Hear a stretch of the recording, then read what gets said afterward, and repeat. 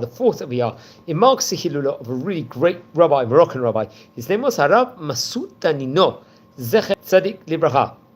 He was born in English year 1923, naturally in Hebrew called that Taf Reish Pei Gimel, and he passed away on the 4th of Iyar in 2007, 18 years ago.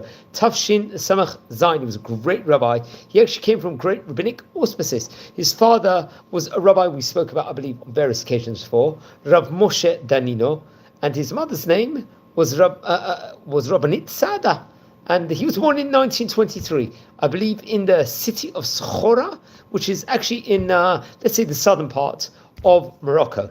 Very interesting. Now, he would actually learn Torah under auspices, especially from his father. He happened to be a great judge also. His father was a Dayan, as we say in Hebrew. His name was Rabbi Masoud Danino, like we said on the onset, respectively. To be a Dayan takes a lot of qualifications, takes a lot of study, and his father was, respectively. Now, it's reported over that he lost his eyesight. I'm not sure if it was partially or totally while he was young, but despite this, he would continue progressing in his Torah studies and become great in Torah, Yirat Shamayim. Come at the year 1945, he would be 22 years of age at that point in time. He would move to the city of Casablanca over there. And over there, he would go on to become a great rabbi at the Arshan over there, and really take on many different undertakings in his brilliance. And he became known as a very eloquent speaker, as a kiruv rabbi, and let's just say his Torah words flowed from his mouth like let's say, an amplifier. And he quoted various different passages from the Torah off by heart. He had this brilliance in of itself. Now, exciting news came for him in the year 1962. He would have been about 39 years of age at that point in time, or close to that. He would move to Eretz Israel, the land of Israel, and he would end up living in the city of Ashdod over there. And I believe after the period of 1967, the Six-Day War, naturally, we know that actually occurred, sadly, but thank God we were able to reclaim Jerusalem after the Six-Day War. He wrote a Torah colossal work called Teferet Bakhorim, I believe. This was actually based on the Six-Day War itself, respectively, and he would spread over various different piyutim, especially a piyut, a poem, a song, which he actually wrote, I believe, and in a brilliant one, respectively. It became very, let's just say, well known in of itself. I think it was called the Teferet Bakhorim, if I'm not mistaken. Yeah, and it was composed, this song, and it was published and it became quite well known. Now, come with the year 1974, another, let's say, certain milestone occurred in his life. The book called the Arugota Bosem actually came out in 1974. We're talking about 51 years ago here from time recording, and it was remembrance of, I believe, of Rabbi Benjamin HaKohen She'uli, I believe, who was murdered, or was killed inside an accident, if I'm not mistaken. I think car accident, sadly,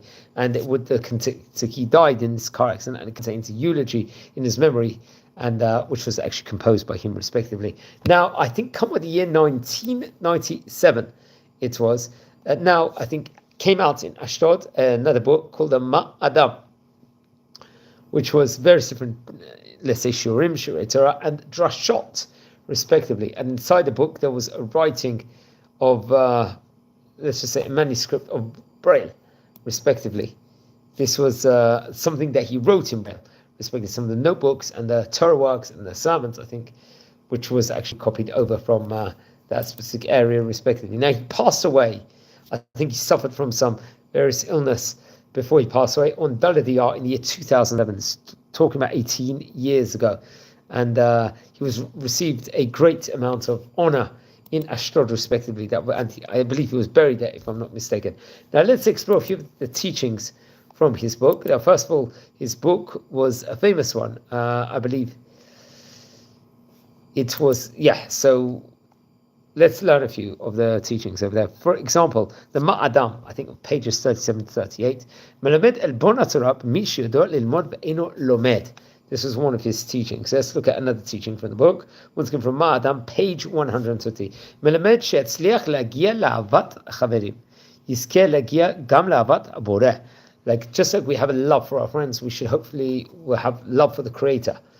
Also, מלמד החובה המוטלת על האב והאם להיות שווים בחינוך.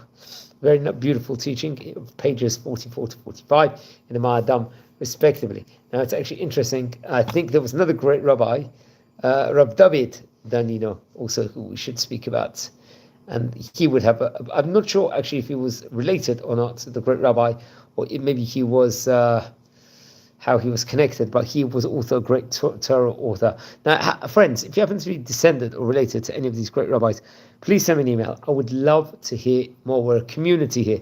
We're learning about the great rabbis of yesteryear. And in this video specifically, we were speaking about Rabbi Masoud Danino. He was about 84 years of age at the time he passed away, the great rabbi was. So if you haven't subscribed yet, please subscribe to the channel now. If you feel anyone's interested in watching these videos, share the videos to those people respectively. We really appreciate it as we're trying to grow this channel.